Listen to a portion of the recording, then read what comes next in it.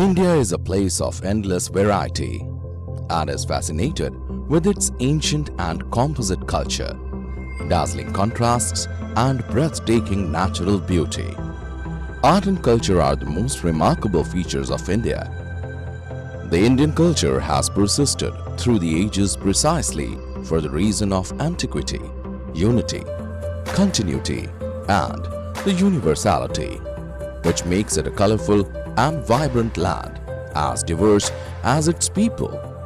Intermingling of the new customs and styles with the existing is visible in all aspects of life and art, be it music, dance, painting, sculptures, or architecture. Indians are so dedicated for their art and culture that even if they are not earning anything from their traditional art, yet they contribute to its existence. The family of Titarpur near Tagore Garden in Delhi are known as Ravan Valas for many decades. They have been contributing for their traditional art of effigy making of Ravan, his brother Kumbhkaran, and Meghnad, the son of Ravan, for Ram Leela, the theatrical presentation of Indian mythology Ramayana, according to which Ravan was defeated by Lord Rama. The effigies of Ravan are burnt and turned to ashes on the 10th day of Ram Leela at various places throughout the nation, celebrating the victory of good over evil. These effigy makers are dedicated for their traditional art and they want to keep it alive forever. मेरा नाम करण है। मेरे को रावण बनाते हुए 24-25 साल हो गए जी। Ravan brings good fortune for the people of Titarpur.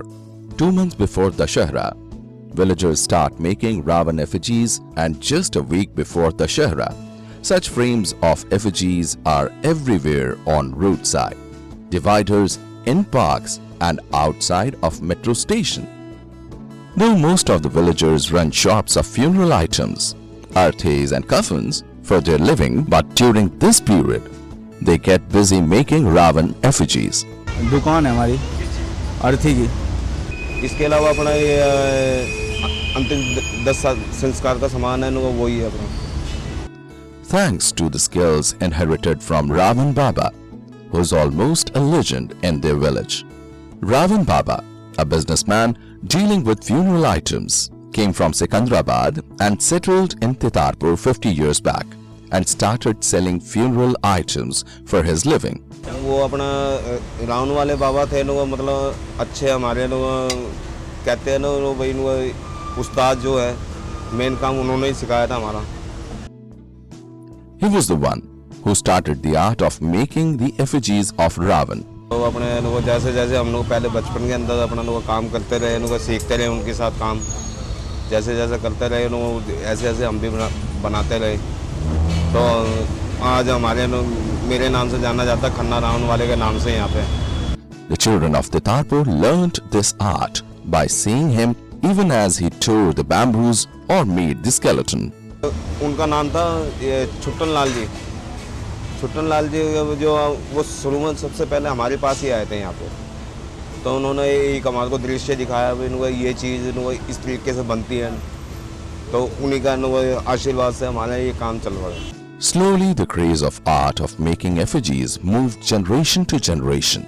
Originally, there were just 3 families from Titarpur started making Ravan effigies, and rest came from Gujarat, Uttar Pradesh, and Bihar. UP side से बहुत आते हैं और हम तो यहीं के हैं, पैदा थी यहीं की हमारी। जैसे ये गाजियाबाद से, मेरठ साइड से भी आके यहाँ पे रावण बनाते हैं। मेन मार्केट हमारी यही है रावण की। The percentage of effigy makers from Delhi is less, but people like local vegetable vendors, laborers, ironsmith, small-time mechanics and shopkeepers assist in making effigies during the season, which also helps them to make some quick money. These effigy makers are not only from different profession, but they even belong to different religions. They are not concerned for which festival or religion they are making effigies. They are just devoting for the art. Hindu, मुस्लिम, सिख, ईसाई सारे किस्म के बंदे काम करते हैं जी। These craftsmen begin work around July. They buy bamboo sticks from Nanglo, Italy to make effigies frames, and also buy discarded silk saris to cover these frames from the second-hand goods sellers. All the raw material needed for making effigies is stocked on the roadsides, parks and other vacant places. At least 8 to 10 laborers are needed to craft a single effigy. The bamboo sticks are torn apart and tied with thin iron wire or sutli accordingly to make effigy frames. All the body parts of an effigy are made separately and are assembled on the burning location. The wheat flour is boiled with water on wood burners to make adhesive solution, which is used for pasting paper and decorative material on the raw effigy structure. Once the raw effigy structure is ready, they are wrapped with colored papers. When the adhesive gets dry, paper wrapped on the raw structure becomes stiff, which makes painting work easy. Black color primer for initial coating is prepared by boiling low-quality charcoal on wood burners to save paint cost. The children of effigy makers color these effigies, make different types of eyes, ears, mustache or other body parts. Lastly, the decorative material is pasted and final touch-up is done. When these effigies are sold, they are carried out to the Ram Leela grounds. The art of effigy making used to be a major source of income for effigy makers. But things are changing now. There used to be over 2,000 effigies few years back. But there are barely 500 pieces that they have made this year. Ravan तो हम 100-125 piece बनाते हैं, फिलहाल 40-45 piece बना रहे हैं time की वजह से. The recent economic crisis has stung deep into the hub of effigy making here at Titarpur, the western place in Delhi. With only few days left for Dussehra, over 50% of Ravan were still lying alongside the road of Titarpur unsold. Every year, new modifications are added into the structure. But since every year buyers are cutting costs, effigy makers are making effigies simple and are not even able to afford to use silk saris. With cost-cutting measures even from various Ram Leela organizing committees, the makers here in Titarpur are facing an uncertain future. But the problem is going far deeper. Profit margin is very low. Demand is also decreasing due to adaptation of Western lifestyle and reducing interest in traditional art and culture. Secondly, people don't consider effigy making a respectful profession. So their children in coming generation want to study and to do job. बच्चों को हमने इस line के अंदर डाला ही नहीं है, मतलब इनको अपने स्कूल के अंदर अपना जॉब कर रहे हैं इनको पढ़ाई. Problem is still not over for these effigy makers. Uncertainty of seasons, and they have no covered place to keep their raw material and finished products.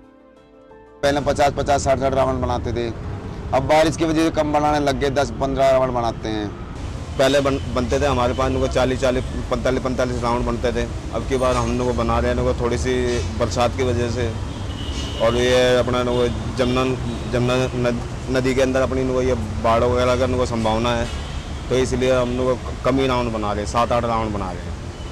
So they get less time to make effigies before Dussehra. फिर ये बरसात और उनकी वजह से परेशान है. Permission लेने गए तो परमिशन नहीं मिली. यहाँ पे पार्क में आए, पार्क वाले भगाने लगे, उधर दिल्ली पुलिस वाले भगाने लगे. Sometimes they get injured by sharp tools during making effigies, but they have to take home remedies for treatment because they can't afford proper medication. हम काम करते हैं ना, ये चीज़ है, इससे हम बांस वगैरह फाड़ते हैं. तो ऐसे करते हैं ना, इसे ये चीज़ इसमें चापर से ना, इससे बांस के अंदर धार ज़्यादा होती है, इससे फट जाता है जी. ये जैसे फाड़ते हैं, इससे ले लग जाता है जी.